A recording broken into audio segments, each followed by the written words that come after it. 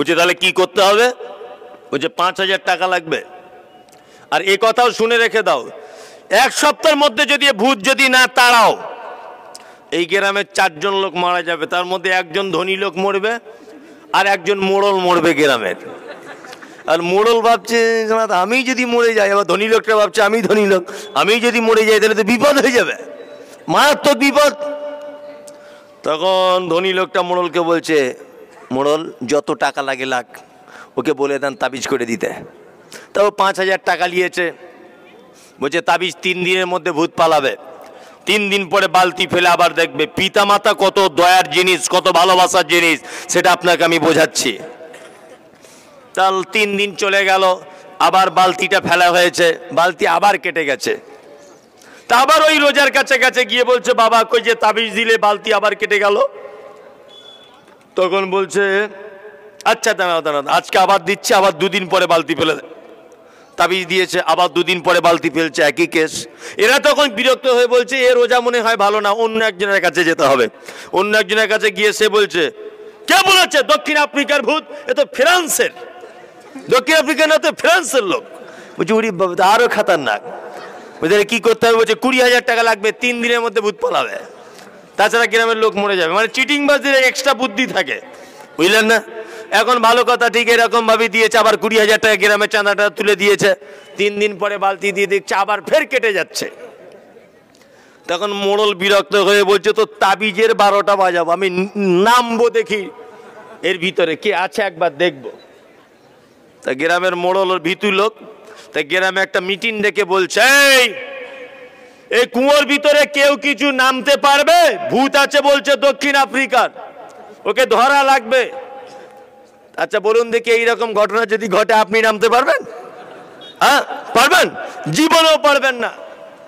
গ্রামের একটা সাহসী ছেলে বলছে, মোড়ল আমি নামবো, একটা শর্ত আছে। তা বলছে কি? বলছে আমি যখন নামবো দড়িটা কে ধরবে? আমি তো কোনো দড়ি ধরে নামবো? মোড়ল বলছে আমি ধরবো। ছেলেটা বলছে নামবো না।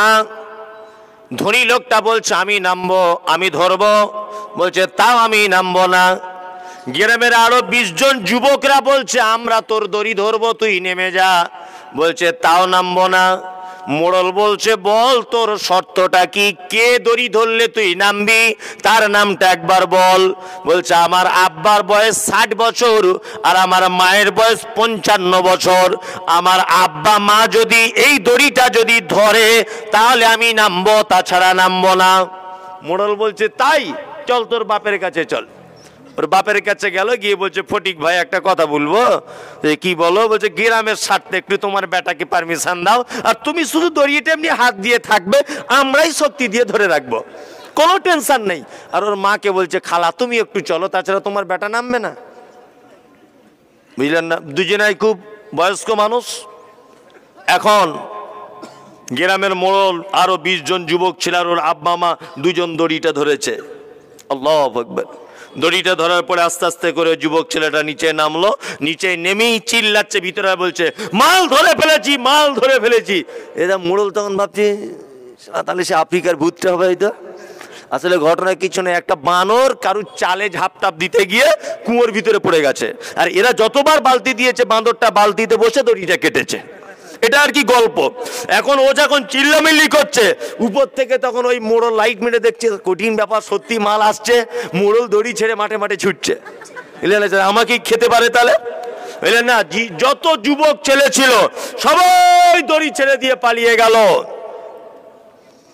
আব্বা দড়িটা ধরে আছে, মা দড়িটা ধরে আছে, বুড়ো আর বুড়ি দুজনের কোনো শক্তি নাই গায়ে।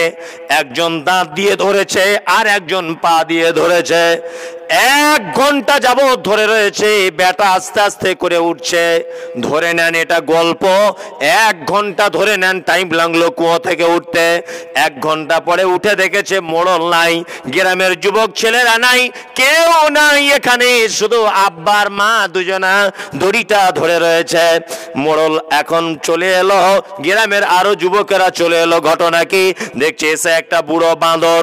মোড়ল ভাবছে তাই তো, এত উপকার যখন করলো গ্রামে একটা সভা ডাকা যাক, সেই সভাতে এই ছেলেটাকে কিছু প্রাইজ দেওয়া হবে, প্রাইজ দেওয়া হবে। গ্রামে সভা ডাকা হয়েছে, তা প্রাইজ দিচ্ছে মোড়ল। এখন আপনাদের সামনে ফার্স্ট প্রাইজ পাবে গ্রামের তরফ থেকে সম্মানী ভাবে আমাদের গ্রামের অমুক। তখন ছেলেটা উঠে বলছে, মোড়ল দাঁড়াও, আমি কেন বলেছিলাম মনে আছে যে আমার আব্বা মা যেন দড়িটা ধরে? আমি জানি পৃথিবীর প্রত্যেক মানুষ বেঈমান হবেই, বেঈমানি করবেই, আব্বা মা জীবনে বেঈমানি করে না। আপনি 3 মাস বিছানায় পড়ে আছেন, আপনার স্ত্রী দেখবেন বারবার অন্য ছেলেকে ফোন করছে আর বলছে তুমি সব রেডি হও, এ মনে হয় বেশি দিন টিকিট নাই, তুমি রেডি হও। কোথায় আছো? চেন্নাই আছো? ওখান থেকে অমুক জায়গায় চলে এসো, আমি ট্রেন ধরে চলে যাব। এ আমাদের এর দ্বারা আর হবে না, এ মনে হয় বেশি দিন আর চলবে না। তার মানে ডাক্তার বলেছে বেশি দিন বাঁচবে না। আপনার স্ত্রী আপনাকে ফেলে দিয়ে চলে যাবে, আপনার বেটা আপনাকে অপমান করবে, কিন্তু আপনার মা 10 বছর বিছানায় পড়ে থাকবেন, 20 বছর বিছানায় পড়ে থাকবেন, তবুও কোনো দিনের জন্যে আপনার মা হাত দুটো তুলে বলবে না বেটা তুই তাড়াতাড়ি করে মারা যা। এর নাম আব্বা আর মা। ওই জন্য আল্লাহ তাআলা পবিত্র কোরআনের ভিতরে বলছেন, জান্নাত যদি যেতে চাও পৃথিবীর কোনো মানুষের মাধ্যমে, অবশ্যই তুমি তোমার আব্বা মায়ের মাধ্যমে তুমি জান্নাত চলে যাও। নাম্বার 3, আল্লাহ সুবহানাহু ওয়া তাআলা বলছেন, ইয়া বুনাইয়া, লোকমান হাকিম তার বেটাকে বলছে, ইন্নাহা ইনতাকু মিসকালা হাববাতিন মিন খারদালিন ফাতাকুন ফি সাখরাতিন আও ফিস সামাওয়াতি আও ফিল আরজি ইয়াতি বিহাল্লাহ ইন্নাল্লাহা লাতীফুন খাবীর। লোকমান হাকিম তার বেটাকে ডেকে বলছে, বেটা পৃথিবীতে তুমি যদি সামান্য একেবারে সরিষার রাই পরিমাণ তুমি যদি পৃথিবীতে যদি পাপ কাজ যদি করো, সেই পাপ যদি তোমার পাহাড়ের পাদদেশে যদি লুকিয়ে রাখা হয়, তারপরেও তুমি এই পাপ থেকে অবশ্যই বেঁচে থাকো, কারণ সেই পাপ আল্লাহ কিয়ামতের মাঠে টেনে দেখাবে তোমাকে। আপনার বেটাও রয়েছে বাড়িতে, আপনার বেটিও বাড়িতে রয়েছে, আপনার বেটা বেটিকে এই আদেশ দেওয়ার জন্য চূড়ান্তভাবে আল্লাহ সুবহানাহু ওয়া তাআলা পবিত্র কোরআন ভিতরে বলছেন লোকমান হাকিমের বেটাকে উদ্দেশ্য করে, বেটা পৃথিবীতে তুমি সামান্য পরিমাণও পাপ কাজ যদি হয় সেই পাপ কাজ থেকে দূরে থাকবে, কারণ হচ্ছে এই যে তোমার ওই পাপ কাজ কিয়ামতের মাঠে আল্লাহ সুবহানাহু ওয়া তাআলা টেনে এনে দেখাবেন। আল্লাহু আকবার, আল্লাহু আকবার। আসলে এখন জলসাতে 3 কোয়ালিটির লোক হয়, বুঝলেন তো? তার 1 নম্বর কোয়ালিটি মমতাজুল ইসলামকে দেখতে আসে, আর কিছু ছেলে আছে ফটো টটো তুলতে আসে, এরকম করে ফটো তুলবে আমাকে নিয়ে, বুঝলেন না? আর কিছু লোক আছে অনেক দিনের পরিচিতি লোকের সঙ্গে দেখা সাক্ষাৎ করতে আসে, আর কিছু লোক আছে তারা শুনতে আসে। কিছু লোক আছে তবে শোনার লোক খুব কম হয়, কম হয় না, কম হয়। তবে এখানে আবার আর একটা জিনিসের ব্যবস্থা আজকে নেই, খাওয়া দাওয়ার ব্যবস্থা নেই। তাছাড়া দেখতেন এতক্ষণ প্যান্ডেল ভেঙে ফেলতো। আর একটা ব্যাপার হচ্ছে এলাকায় দোকান বসতে দেয়নি, বুঝলেন না? দোকান বসতে দিলে আবার অনেক ব্যাপার ট্যাপার থাকতো, তখন ওদিকে দিকে ঘুরতো, অনেক বুঝে নেন আর কি ব্যাপার বলতে চাইছি। হ্যাঁ, এসব তো কিছুর ব্যবস্থা নেই আজকে, খালি মুখে আর ভালো লাগে? হ্যাঁ, আমি যতই এখন কোরআনের আয়াত বলি আর তার বাংলাটা বলে দিই, মজা লাগবে? লাগবে না। আল্লাহ সুবহানাহু ওয়া তাআলা লোকমান হাকিমের বেটার কথা উল্লেখ করে বলছেন, বেটা পৃথিবীতে সরিষার রাই পরিমাণ যদি পাপ কাজ করো, অবশ্যই কিয়ামতের মাঠে আল্লাহ সেই পাপ কাজ তোমার সামনে এনে উপস্থিত করবেন। এটা করবেন কি করবেন না? হ্যাঁ, ভুল হয়েছে, গোনা করেছেন, বড় বড় গোনা হয়ে গেছে আপনার দ্বারাতে, কোনো টেনশন করবেন না, গোনা কাউকে বলবেন না, পাপ কাজ কাউকে বলবেন না। আমাদের যুবকেরা রয়েছে বর্তমানে, রাতের বেলা কি পাপ কাজ করেছে তার গার্লফ্রেন্ডের সঙ্গে, সকালবেলা বন্ধুদের মাঝখানে বলছে, জানিস কাল রাতে কি ঘটনা ঘটেছে? কি ঘটনা ঘটেছে? বলছে বলা যাবে না, সব বাকিটা বুঝেলে। সাংঘাতিক ব্যাপার, বলছে কি বলছে না? হ্যাঁ, অথচ লোকমান হাকিম তার বেটাকে বলছেন, এই বেটা, সরিষার রাই পরিমাণ যদি পাপ কাজ হয়ে থাকে, সেই পাপ কাজ যদি তুমি তোমার পাথরের গর্তের ভিতরে যদি ঢুকিয়ে রেখে দাও, অবশ্যই কিয়ামতের মাঠে আল্লাহ সেটা প্রকাশ করে দিবেন। দিবেন কি দিবেন না? হ্যাঁ, রাতের অন্ধকারে দিনের আলোতে গোপনে প্রকাশ্যে জেনে অজেনে যত ভুল আপনি করেছেন সমস্ত ভুল কিয়ামতের মাঠে টেনে আনা হবে। ওই জন্য আপনার কাছে বিনীত অনুরোধ, একটা জিনিস থেকে যদি আপনি বিরত থাকতে পারেন তাহলে আপনার পাপকে আল্লাহ তাআলা গোপন করে দিবেন। একটা টিপস আপনাকে বলে দিয়ে যাচ্ছি। কি টিপস? টিপসটা কি? একটা মসজিদের ইমাম সাহেব, এই মসজিদে একটা ঘড়ি ছিল, চুরি করেছে, ধরে নেন বোঝানোর জন্য, চুরি করে নিয়েছে। আপনি দেখতে পেয়েছেন, এটা আর কেউ দেখতে পায়নি। তা আপনার ভিতরে চুলকানি শুরু হয়ে গেছে, কখন লোককে বলবো?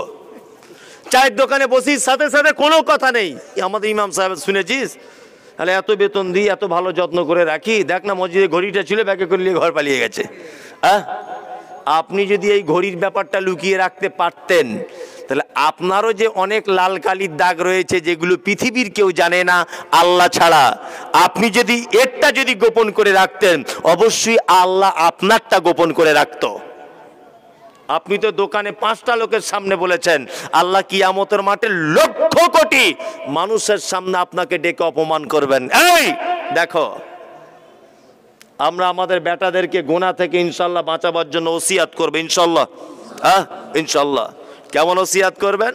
দুপুরবেলাতে বাড়ি চলে এসেছেন, বাড়ি এসে দেখছেন আপনার স্ত্রী এইরকম সাইজের পোনা মাছ ছাঁকা তেলে ভেজে রেখেছে, ভাত দিয়েছে। আপনি বাজার থেকে কিন্তু মাছ আনেননি। আপনার স্ত্রীকে জিজ্ঞাসা করেন কোনোদিন মাছ কোথা থেকে এলো? যদিও বা জিজ্ঞাসা করলেন মাছটা এলো কোথা থেকে, তা আপনার স্ত্রী তখন বলছে যে আমাদের শফিকুল মনে হয় কারোর পুকুর থেকে ছিপে করে ধরে নিয়ে এসেছে। শফিকুলকে এটা বলা উচিত ছিল, বেটা না বলে কারোর পুকুরে ছিপ দিয়ে মাছ ধরতে নেই, এটা বড় পাপ।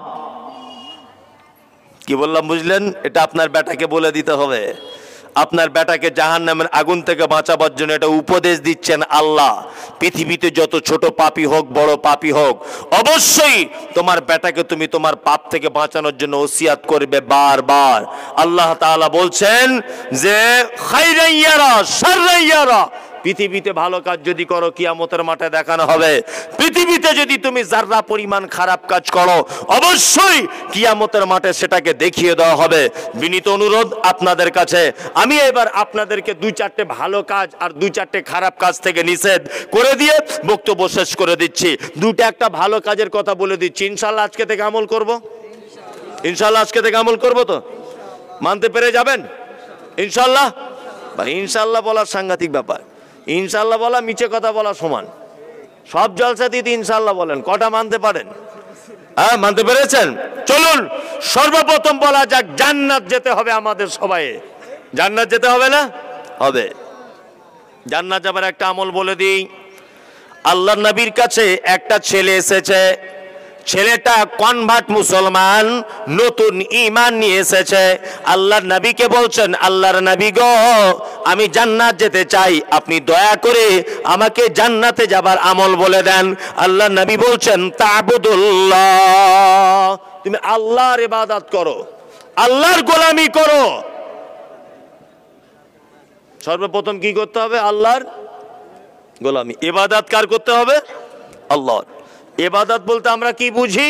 না, ইবাদত বলতে আমরা এটা বুঝি নামাজ পড়া, হজ করা, যাকাত দেওয়া, রোজা রাখা, এইগুলোই মনে হয় ইবাদত, তাই তো? জি না। আপনি জিন্সের প্যান্ট পরেছেন, আপনি ঈদের দিনে জামা কাপড় তৈরি করতে দিয়ে এসেছেন, আপনি দর্জিকে যদি বলেন, দর্জি ভাই যা আপনার প্যান্টটা, আমার প্যান্টটা গাঁটের উপরে 4 আঙ্গুল উপরে দিবেন, দর্জি জিজ্ঞাসা করে বলছে কেন? কেন 4 আঙ্গুল উপরে দিব? আপনি সাথে সাথে বলুন 4 আঙ্গুল উপরে পড়ার কথা আমাদের নবী মুহাম্মদ সাল্লাল্লাহু আলাইহি ওয়াসাল্লাম বলেছেন। সাথে সাথে বলুন এটা নবীজি বলেছেন। আপনার প্যান্ট কাটাটা যদি নবীজির আদেশ অনুযায়ী যদি হয়, আপনার প্যান্ট পরাটা যদি আল্লাহর নবীর সুন্নত অনুযায়ী যদি হয়, অবশ্যই ওটা ইবাদত। 1 গ্লাস পানি পান করবেন, 1 গ্লাস পানি পান করতে গেলে 6টা সুন্নত লাগে। কটা? 6টা। 1, আপনাকে বিসমিল্লাহ বলে পান করতে হবে। দেখে পান করতে হবে, বসে পান করতে হবে, ডান হাতে পান করতে হবে, 3 নিঃশ্বাসে পান করতে হবে। পান করা হয়ে গেলে আলহামদুলিল্লাহ আলহামদুলিল্লাহ। 6টা সুন্নাত। 1 গ্লাস পানি পান করলে, আপনি যদি নবীর পদ্ধতিতে 1 গ্লাস পানি যদি পান করেন, অবশ্যই এটা ইবাদত বলে গণ্য হবে। ভাত খেতে বসেছেন, নবীর সুন্নত অনুযায়ী বসুন। কিভাবে বসবেন?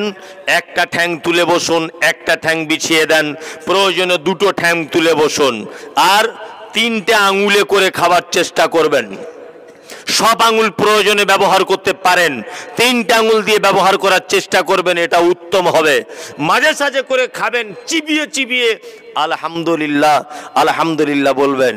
কিছু লোক আছে না, এমন করে বাগালে ভাত বসছে, গোঁপ দাড়ি সব একাকার হয়ে গেছে, মনে হয় জীবনেও খাই নাই, চোখেই দেখে নাই জীবনে। এরকম একটা ব্যাপার ঘটে না? 3 আঙুল দিয়ে আস্তে আস্তে মজা করে করে খান, মাঝে সাঝে 1-2 লোকমা করে তুলুন আর বলুন আলহামদুলিল্লাহ। খাদ্য নিজের কাছ থেকে শুরু করবেন খেতে, থালা বা মাসুনের মাঝখানে মেরে দেবেন না, দস্তরখান ফেলে খাওয়ার চেষ্টা করবেন। আর যে খাদ্যটা দস্তরখানে পড়ে যাবে, ওই খাদ্যটা তুলে আবার খাবার চেষ্টা করবেন। ভাত খাওয়া হয়ে গেল, আলহামদুলিল্লাহিল্লাযী আতাবানি ওয়া সাকানি ওয়া জাআলনি মিনাল মুসলিমিন। অবশ্যই আপনার ভাত খাওয়াটা ইবাদতে গণ্য হবে। আমাদের নবী মুহাম্মদ সাল্লাল্লাহু আলাইহি ওয়াসাল্লাম ছেলেটিকে বলছেন, ওয়ালা তুশরিক বিহি শাইআ, তুমি কখনোই ভুল করে শিরক করো না। ওয়া তুকিমুস সালাতিল মাকতুবাতা, ফরজ নামাজ কখনোই ছেড়ে দিও না। ইনশাআল্লাহ আমরা সবাই নামাজ পড়ি, এখানে যারা আছে সবাই নামাজ পড়ি তো? জি, মাশাআল্লাহ মাশাআল্লাহ। তা মুর্শিদাবাদ জেলা, তো মুর্শিদাবাদের নামাজি অবশ্যই বেশি আছে, এটা আমার জানা মতে। মুর্শিদাবাদের নামাজিও যত বেশি আছে, খারাপ কাজ অন্যায় কাজের দিক দিয়েও মুর্শিদাবাদ পেপার পত্র পত্রিকায় 1 নম্বরে আছে। দেখি তো, দেখি না? হ্যাঁ, পেপার পত্র পত্রিকায় 1 নম্বরে। বলছে জাল টাকার নোট ধরা পড়েছে, কোথায় কোথায়? না অমুক জায়গায়, সেটা মুর্শিদাবাদ। যে অমুক জায়গায় একে হাসুয়া দিয়ে কুপিয়ে মেরে দিয়েছে, কোথায়? না মুর্শিদাবাদ অমুক জায়গায়। পেপার পত্র পত্রিকা দেখি এগুলো। এরা, আমার যা এক্সপিরিয়েন্স এই পর্যন্ত 10 বছর জলসা করার বয়সে, হয়তো এলাকাতে বেশি আসেনি, যেখানেই যাই আমার একটা অভিজ্ঞতা হচ্ছে যে সারা পশ্চিম বাংলাতে যত জেলা আছে, মুর্শিদাবাদের মতো দানি কোনো জেলা নেই। এদের মতো দান কেউ করতে পারে না, এটা আমার জানা মতে। মুর্শিদাবাদের মতো দানি কোন জায়গার লোক নয়, এত দান করতে পারে। আর এটাও আমার জানা আছে যে মুর্শিদাবাদের মানুষ 5 ওয়াক্ত নামাজি, সত্যি নামাজি হয়। তবে এদের খারাপ দিকও আছে। আমাদের বারাসাতের দিকে দেখছি ফেরি করছে সারাদিন, আর রাতের বেলাতে বাসাতে বসে সব তাস খেলছে, সারাদিন ফেরি করছে, আর যেটাকে ইনকাম হয়েছে জুয়া খেলে ঘরে আসছে। এরকমও লোক আছে না? নেই? আছে, অনেক লোক আছে। আল্লাহ তাদেরকে হেফাজত করুক। তবে হ্যাঁ, পরেশগারিতার দিক দিয়ে আমার মনে হয় নামাজের দিক দিয়ে, মুসাল্লিদের দিক দিয়ে মুর্শিদাবাদ অনেক অনেক ডেভেলপ, অনেকটাই ভালো। আলহামদুলিল্লাহ আলহামদুলিল্লাহ। আল্লাহ তাআলা নবী বলছেন, ওয়া তুকিমুস সালাতিল মাকতুবাতা, ফরজ সালাত ছেড়ে দিও না, আজান হলে মসজিদে চলে যাও। নাম্বার 3, অতুতি যাকাতিল মাফরুজাতা, যাকাত ফরজ হয়ে গেলে যাকাত দিয়ে দাও। অতাহুজ্জাল বাইত, আর মক্কা থেকে ফেরত আসার মতো যদি টাকা পয়সা থাকে, একবার হজ করে নাও। ছেলেটা আল্লাহর নবীকে বলছেন, আল্লাহর নবী, আমি এর বেশিও করব না, আমি এর কমও করব না, আমি এর বেশিও করব না, আমি এর কমও করব না, আমি কি জান্নাত যেতে পারবো? আল্লাহর নবী বলছেন, অবশ্যই তুমি জান্নাত যেতে পারবে, 5টা জিনিসের উপরে অটুট থেকে যাও। জান্নাত যেতে চাই আমি, আপনি সবাই চাই কি চাই না? হ্যাঁ, জান্নাতে যাবার একটা একটা করে আমল বলছি। কার ভালো লাগে না লাগে আমার দেখার দরকার নেই, আপনি শুনে যান, যদি আমল করতে পারেন আপনার জীবনে কাজ হবে। 1, আল্লাহর নবী সাল্লাল্লাহু আলাইহি ওয়াসাল্লাম তিনি বলছেন, হাক্কুল মুসলিমে আলাল মুসলিমে খামসিন, একজন মুসলমান আর একজন মুসলমানের উপরে 5টা কথার হক রাখে। কটা কথা? 5টা। 1, রাদ্দুস সালাম, তোমার কোনো মুসলমান ভাইয়ের সঙ্গে দেখা হলে সালাম দিয়ে দিও, আসসালামু আলাইকুম ওয়া রাহমাতুল্লাহ। ইনশাআল্লাহ আমরা এই পদ্ধতি চালু করব, ইনশাআল্লাহ। ইনশাআল্লাহ, ইনশাআল্লাহ নয়, এখনই জলসা থেকে যাওয়ার সময় এক অপরকে সালাম দিয়ে যান, এতে মারাত্মক নেকি আছে। কত নেকি? আসসালামু আলাইকুম 10 নেকি, ওয়া রাহমাতুল্লাহি ওয়া বারাকাতুহু আরো 10 20 নেকি। যে আপনি আপনার ভাইয়ের জন্য যত কল্যাণ কামনা করবেন তত 10টা করে নেকি আপনার আমলনামাতে লিখে দেওয়া হবে। এবং এটা একটা সামাজিকতার দিক দিয়ে খুব ভালো, বন্ধুত্ব তালির ভালো একটা দিক যে এক অপরকে দেখলে সালাম দিতে হয়। 2 ওয়ায়াদাতুল মারিজ, অসুস্থ মানুষকে দেখতে যাবেন। জান্নাত যেতে চাইছেন তো? হ্যাঁ, আমরা সবাই জান্নাত যেতে চাই কি চাই না? অসুস্থ মানুষকে দেখতে চলে যাবেন। উপকার কি? সকালবেলাতে যদি দেখতে যান, সকালবেলাতে লোকটা বিছানায় শুয়ে আছে, তার মাথাতে হাত দিয়ে বলবেন লা বাসা তাহুরুন ইনশাআল্লাহ, ভাই তুমি টেনশন করো না, আল্লাহ তোমাকে ক্ষমা করে দিবে। এইটা বলার পরে ওকে বলবেন কোন ডাক্তার দেখাচ্ছ ভাই? না বহরমপুরে অমুক ভট্টাচার্যকে দেখাচ্ছি। পরামর্শ দিবেন না শ্যামল ব্যানার্জিকে দেখাও, আরো ভালো ডাক্তার, ওর চিকিৎসা খুব উন্নত মানের, মনে হয় তুমি ভালো হয়ে যাবে। চাচা তুমি টেনশন করো না, মামা তুমি টেনশন করো না, আল্লাহ তোমাকে ভালো করে দিবে। সকালবেলাতে যদি আপনি দেখা করে এই কথাগুলো যদি বলে আসতে পারেন, সন্ধ্যা পর্যন্ত আসমানের ফেরেশতারা আপনার জন্য দোয়া করতে থাকবে। এটা যদি বাংলাদেশের জলসা হতো আর এই কথাটা যদি বলতাম, তা সুবহানাল্লাহর এতে প্যান্ডেল পর্যন্ত কেঁপে যেত, বুঝলেন না? বাংলাদেশের দিকে দেখেননি, এমন জিকির করছে যে হুজুরের মাইকের উপরে উঠছে, দেখছেন না? এত পিকা বোধের আর কি এইসব ব্যাপারে। মানুক না মানুক, আবেগ খুব বেশি। যে যদি কেউ সন্ধ্যাবেলাতে যায় তারপরের দিন সকাল পর্যন্ত। আর একটা আপনাকে চমৎকার কথা বলে রেখে দিচ্ছি, সেটা হচ্ছে এই, আল্লাহ নবী সাল্লাল্লাহু আলাইহি ওয়াসাল্লাম বলছেন তুমি যদি তোমার ভাইয়ের অনুপস্থিতিতে তার জন্য যদি তুমি দোয়া করো, তোমার দোয়াতে ফেরেশতারা আমিন বলে। সিস্টেম কেমন? সিস্টেমটা হচ্ছে এই, এখন এখানে নেই, এ আছে কোথায়? না ওমরপুরে। এখন আমি এর জন্য দোয়া করছি যে আল্লাহ আমার এই নসিবউদ্দিন ভাইকে তুমি দয়া করে ভালো করে দাও, ওকে ক্ষমা করে দাও, ওর মানে ইনকামে বরকত দাও, বউ ছেলে মেয়েতে বরকত দাও, ওর বাড়িতে বরকত দান করো, দোয়া করছি। আমার দোয়াতে আমিন আমিন কে করে? ফেরেশতারা। আল্লাহ নবী সাল্লাল্লাহু আলাইহি ওয়াসাল্লাম তারপরে আবার বলছেন শুনুন, শুধু ফেরেশতারা আমিন বলে না, ফেরেশতারা ওই লোকের জন্য নিজেরা দোয়া করে যে আল্লাহ যে দোয়া চাইছে আগে ওর ভাইয়ের জন্য যেটা কামনা করছে ওইটা ওকে আগে দাও, তারপরে ওর অনুপস্থিত ভাইকে দাও। তাহলে বলুন তো লাভ ভাইয়ের জন্য চেয়ে হলো না লস হলো? লাভ হলো। আমার দোয়া পেলো, আমি মানুষ, আমার দোয়া পেলো, আমার দোয়া কবুল হতেও পারে নাও পারে, কিন্তু আমি কার দোয়া পেলাম?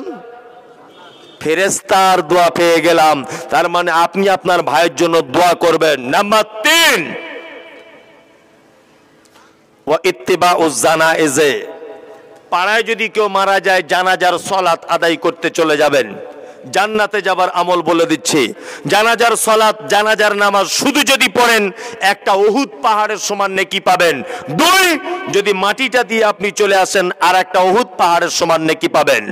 নাম্বার 4 ওয়া ইজাবাতু দাওয়াতে, কেউ দাওয়াত দিলে কবুল করবেন। ইনশাআল্লাহ করব না, দাওয়াতের ব্যাপার আছে, ইনশাআল্লাহ তো বলতেই হবে, হ্যাঁ তাই না? আর মুসলমান ওরে বাবা, গরুর গোস্তের যদি কথা শুনতে পায় ওর মাথায় কাজ করে না। অনেক জলসাতে দেখেছি তো আমি, মানে গেট ভেঙে ফেলছে, মানে জীবনেও খায় নাই। হ্যাঁ বলছে ওরে হাউসফুল, বলছে ওইটাই 2টা দাও। কি আশ্চর্য ব্যাপার! কিছু কিছু মাদ্রাসায় জলসায় যাই তো, তা গরুর গোস্ত মনে হয় জীবনেও খাই নাই, মানে প্যান্ডেল ভেঙে ফেলছে। এই দাওয়াত বাড়িতে যেতে হবে, 2টা একটা দাওয়াত বাড়িতে যাওয়া যাবে না। যদি হাদিস কোরআন দিয়ে যদি আপনাকে বলে দিই তাহলে ইনশাআল্লাহ মানা যাবে? যাবে? মানতে পারবেন না, বারবার শুধু ইনশাআল্লাহ বলছেন, আবার বলছেন যাবে। আপনাদের এখানে খাতনা মুসলমানই হয়, ওই অনুষ্ঠান করে, অনেকজন করে না, তা এটা কি ইসলামে আছে? তা আপনাকে তো দাওয়াত করে, আপনি যান? হ্যাঁ যান, যান। আপনি আপনি হঠাৎ বললেন না যায় না, অনেকেই যায় না, তবে কিছু লোক তো যায়। যায়। ইদানিং আবার একটা সামাজিক কুপ্রথা হয়েছে, বেটির বিয়ে দেওয়ার পরে মেয়েরা দেখবেন প্রথম বাচ্চা বাপের বাড়িতেই আসে, বাচ্চা ডেলিভারি হতে আসে না, বাচ্চা হয়েছে, তা ওদিকে বেটার বাপ ফোন করে বলছে পোতাকে আনতে যেতে হবে, 2টা টাটা সুমো পাঠালে হয় না, 15-20 জন যাবে, গিয়ে আনন্দ করে আনবে। আমাদের ওদিকে এটা চালু হয়েছে এখন, আপনাদের এখানে হচ্ছে? আচ্ছা, মানে বিয়েতেও টাকা নিয়ে সুখ মিটলো না, হারামখোর ওইখানেও শান্তি পেল না। কবে বাচ্চা হবে আবার 15 জন লোক পাঠাচ্ছে, মানে মাছের তেলে মাছ ভাজে। আল্লাহু আকবার। কিছু কিছু দাওয়াত বাড়ি বলে দিয়ে যাচ্ছে আপনি যাবেন না, ইসলাম সমর্থন করে না। এক, বিবাহে পড়ানোর আগে বিয়ের দিন ধার্য অর্থাৎ টাইম নির্ধারণ করার জন্যে 10, 20, 30 জন লোক চলে যায় অন্যান্য এলাকায়, আমি দেখেছি। আপনাদের এখানে হয়? কি বলে ওটাকে? বাইনামা। এটা ইসলামে হারাম। এইখানে যদি আপনাকে কেউ দাওয়াত করে আপনি কি করবেন? যেতে হবে বাধ্য হয়ে। আর সমাজের সব থেকে ক্ষতি করেছে আমাদের মতো হুজুরেরা। আমি আমার কথা বলছি, ইমাম সাহেবকেও দেখছি ওই দাওয়াত খেতে চলে গেছে। এখন আমি যখন ওই লোকটাকে বলতে যাই ইসলামে এটা নেই, তখন আমাকে কি বলবে? তুই বেশি ফটর ফটর করিস না, আমাদের ইমাম সাহেব গিয়ে খেয়ে এসছে। বলবে কি বলবে না? বলবে কি বলবে না? তার মানে সার্টিফিকেটটা আরো জোরালো হয়ে গেল যে তুই বেশি বকি না, 2 পাতা পড়া লোক, তুই কি বুঝিস কি? আমাদের ইমাম সাহেব গিয়ে খেয়ে এসছে। এটা বলে কি বলে না? বলে। ওই জন্য দেখবেন বড় বড় যারা খুব মানে কি বলবার কি কুখ্যাত লোক, বিখ্যাত নয়, বদমাশ লোক, আমি তো বুঝতে পারি, জলসায় গেলে সে শুধু চায় চলুন আমার বাড়ি চলুন, আমার বাড়ি চলুন, আমার বাড়ি বিশাল জায়গা, থাকার বিশাল ব্যবস্থা। আমি মনে মনে করছি ওরে আমাকে কি তুই বোকা পেয়েছিস? তুই আমাকে নিয়ে যাবে, সকালে বলবে তোরা আমায় খারাপ বলতে পারিস, মমতাজুলের মতো লোক আমার বাড়িতে রাতে ছিল। ওই জন্য আমার একটা গুণ আছে, জলসা করতে গিয়ে কারু ঘরে যাব না, ওই মসজিদে গিয়ে শুয়ে থাকবো। আর সকালবেলা তো সার্টিফিকেট দিবে। তুই আমাকে যতই খারাপ বলিস, আমি চোর গুন্ডা, আমার বাড়িতে কাল মমতাজুল শুয়েছিল, ও বলবে এটা? বলবে না? বলবে। এই দাওয়াত বাড়িতে আপনি যেতে পাবেন না। 2, মোচন মানিক খাতনার অনুষ্ঠান হচ্ছে, এই দাওয়াত বাড়িতে যেতে পাবেন না। 3, যে দাওয়াত বাড়িতে ধনী গরিবের বৈষম্য রেখে খেতে দেওয়া হয়, রিক্সা চালক গেছে বিয়ে বাড়িতে, তাকে এমনি বসিয়ে লোকাল জায়গাকে খেতে দেওয়া হলো, আর ধনী মানুষ দামি প্রেজেন্টেশন নিয়ে গেছে, তাকে 2 তলার উপরে খাটের উপরে বসিয়ে বিরিয়ানি ফ্রাইড রাইস কি খাবে আর কি নেবে, জনমের খাওয়া খাইয়ে দিল। আর রিক্সা চালক বলছে প্লেন ডাল আলু গোস খেয়ে বাড়ি চলে যাও। এই রকম বৈষম্য রেখে যারা খেতে দেয়, এই দাওয়াত বাড়িতে খাওয়া চলবে না, ইসলাম পারমিশন দেয় না। নাম্বার 4, এমন এক দাওয়াত বাড়িতে আপনাকে ডাকা হলো যেখানে গিয়ে দেখছেন বাদ্যযন্ত্র বাজছে, অর্থাৎ বিয়ে বাড়িতে অনুষ্ঠান বাড়িতে এখন ডিজে টিজে বাজে না, এমন বাজছে যে কি হুজুর, কি মৌলভী সাহেব, কি হবে সাহেব, কি পঞ্চায়েত, কি মাস্টার, কোমর এমনিতেই দুলবে, এমন সাউন্ড, এমনিতেই কোমর দুলবে একটু বুড়া বয়সেও, এমন ডিজে লাগিয়েছে। করছে কি করছে না? অবশ্যই। নাম্বার 5, এমন একটা বাড়িতে আপনাকে বসতে দেওয়া হলো যে বাড়িতে ঢুকেই দেখছেন ছবি মূর্তি টাঙানো আছে, এই বাড়িতে আপনাকে বসা যাবে না। ফায়ারজু ফিল বাইত আফসালুন, তুমি তোমার বাড়িতে ফেরত চলে আসো, এটাই তোমার জন্য কল্যাণকর হবে। আল্লাহ নবী সাল্লাল্লাহু আলাইহি ওয়াসাল্লাম তিনি এই কথা বলছেন। চলুন আর একটা বড় কথা বলে দিই, বিয়ে শাদিতে টাকা পয়সা আপনাদের দিকে সব সিস্টেম নেই তো? আপনাদের দিকে আছে? আমি ভাবছিলাম মনে আমাদের ওদিকে আছে। ও একজন আবার বলছে যে সাংঘাতিক ব্যাপার। হ্যাঁ, তাহলে আপনাদের ওদিকেও আছে? মা বলছে বেশি আছে, তার মানে এখানে সব লোক নিশ্চয়ই নেয়নি। 2টা একটা লোক বলুন তো, আমি 1 টাকাও নিইনি। বেকারা সংখ্যাটা তাহলে বোঝা যাবে, মানে 14 ধরার এটা একটা লাইন, মানে তারা তো হাত তুলতে পারবে না। মাশাআল্লাহ, তার মানে টোটালে 10টা লোকের হাত উঠেছে। অনেকজন তোলেনি, তবে তারা নেয়নি অবশ্য, তাই না? তবে এখন আবার না নিলেও বিপদ, এটা কিন্তু একটা সত্য কথা, না নিলেও বিপদ। মেয়ের বাপ আবার খোঁজ নিচ্ছে, সবাই টাকা চায়, ও কেন চায় না? আগে একবার বিয়ে হয়েছিল নাকি, না অন্য কোনো দোষ আছে? হ্যাঁ, অন্য কোনো খুঁত চুত আছে মনে হয়, দেখতে লোক পাঠায় ভিতর দিয়ে, তাই না? আর যদি টাকা চায় তাহলে বলবো ওরে বাবা খুব দামি লোকেরা। আবার এখন আবার নতুন কিছু হাজি সাহেব মৌলভি সাহেব আছে, বড় বড় দাড়ি, মাথায় টুপি, বড় পাঞ্জাবি, আমার থেকেও বড়।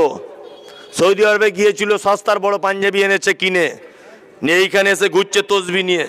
বেটার বহু দেখতে গেছে, তা বেটির বাপ জিজ্ঞাসা করছে বিয়াই কিছু টাকা পয়সা লাগবে, বলছে আস্তাগফিরুল্লাহ আস্তাগফিরুল্লাহ।